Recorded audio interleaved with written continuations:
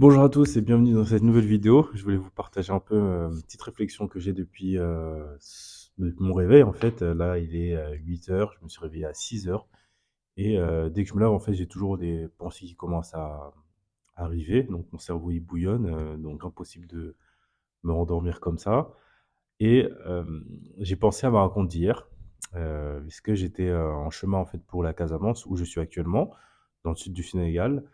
Et j'ai eu la chance de croiser, la personne qui est peut-être la plus importante dans tout ce qui est lutte contre la pollution plastique au Sénégal, un homme qu'on appelle l'homme plastique.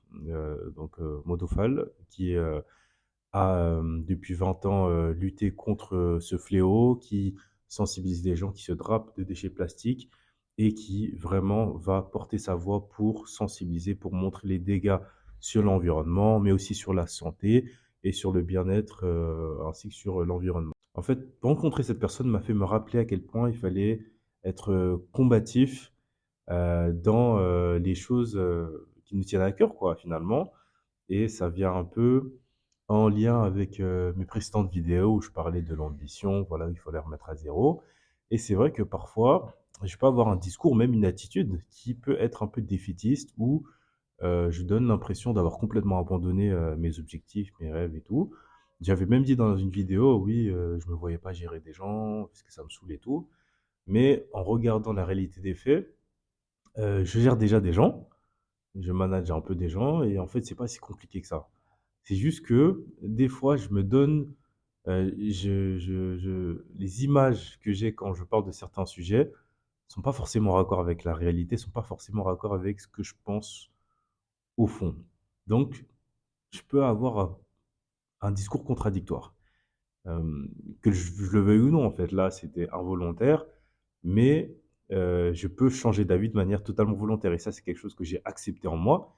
Comme j'ai toujours un foisonnement d'idées, que j'aime bien parler, m'exprimer et ben, c'est sûr que je vais, raconter n'importe quoi un jour, que je vais, me contredire, que je vais théoriser et qu'une fois que je vais expérimenter avec la réalité, bah, en fait, c'est pas du tout ça. Ça, c'est des choses qui m'arrivent, tout le temps et moi, j'ai pas ce problème de me contredire. C'est que quand on, hem, s'exprime, on essaie toujours de s'exprimer avec de la clarté, avec, conviction, avec, voilà, sérénité et avec assurance.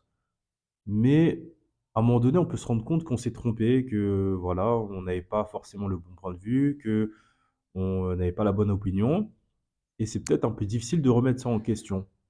Et là encore, on peut se créer un masque. Donc, soit on arrête de s'exprimer par peur de se tromper, soit on continue dans, vraiment nos erreurs pour pouvoir maintenir le fait que, voilà, moi je peux pas me tromper et que dire aux autres que je me suis trompé ou que je me suis contredit, c'est un signe de faiblesse. Alors que pas du tout, c'est juste de l'apprentissage. Enfin, c'est comme ça que je le vois. Et pour en revenir à, ma rencontre d'hier, en fait, ça m'a beaucoup inspiré. Bah, ça m'a remotivé et ça m'a fait réfléchir à ce pourquoi j'étais venu au Sénégal, qui est de monter un projet dans la gestion des déchets. Mais le problème est tellement énorme que, des fois, en fait, on se sent un peu perdu. Je me sens un peu perdu, je me dis: «Mais qu'est-ce que je peux faire réellement?» Et quand je me dis ça, en fait, c'est toujours la distinction entre le potentiel de ce que je veux faire et le réel de ce que je peux faire. Et c'est ça qui, je pense, m'a beaucoup freiné le temps de réaliser ça, que ce que j'avais en tête avant de venir au Sénégal, c'était beaucoup trop loin par rapport à ce que je pouvais faire actuellement. Parce qu'il y a des gens qui sont dans la gestion des déchets au Sénégal et qui, peinent déjà dans les choses les plus basiques. Parce que les problèmes sont très basiques, en fait. Quand on revoit les gestions des déchets au Sénégal, c'est la collecte qui, est le principal, problème actuellement. Puisqu'on ne peut même pas parler d'élimination si on ne collecte pas efficacement les déchets et on manque de collecteurs de déchets au Sénégal. Là, j'ai emménagé dans un nouveau quartier à Touba, là où j'ai construit ma maison et il y a pas de collecteur de déchets. Moi qui pensais qu'il y avait des charrettes, puisqu'en fait, c'est la collecte en charrette généralement, je pensais qu'il y en avait partout, mais en fait, pas du tout. Les habitants jettent, réunissent leurs déchets, les brûlent. Donc il y a beaucoup de travail à faire par rapport à ça et je me suis dit: «Bon», en fait, ça, c'est une réflexion que j'avais depuis, quelque temps déjà. Et en fait, la meilleure chose à faire, ça serait de se concentrer sur la collecte, tout simplement.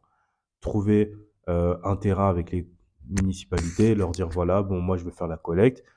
on met les déchets quelque part, le temps de trouver une solution, et petit à petit, on peut régler l'affaire. Parce que c'est vrai qu'il faut faire les choses par étapes.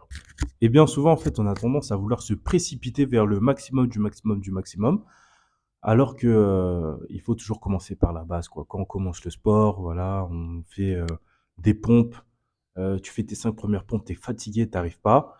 Mais au bout de quelques jours, quelques semaines, à faire des pompes tous les jours petit à petit, bah, tu peux arriver à faire des 20, des 30, des 100 pompes.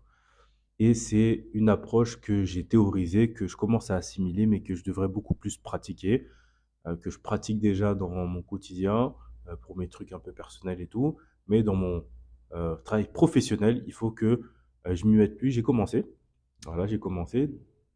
Et les discussions que j'avais avant, les réflexions que j'avais avant sur la baisse des ambitions, elle était nécessaire aussi pour arriver à ce stade-là, parce que euh, pour rentrer dans le réel, il faut faire un diagnostic réel. Il faut accepter la réalité telle qu'elle est avec les difficultés, les challenges et tout, et nos limites. Et c'est à partir de là qu'on peut se reconstruire. Donc voilà, c'est plutôt ça mon approche, la destruction créatrice, mais avec aussi vraiment, le fait d'éviter de tomber dans le fatalisme, ça, c'est ce à quoi je dois faire très attention. Tomber dans le défaitisme, dans le fatalisme, parce que les choses vont pas forcément comme on voudrait qu'elles se passent, et ben, c'est pas une raison d'abandonner, c'est pas une raison de dire que c'est foutu, c'est fini. Voilà. Donc, c'est mon message du matin, message personnel, mais un message aussi que j'adresse à vous. Et je vous souhaite une excellente journée et à très bientôt.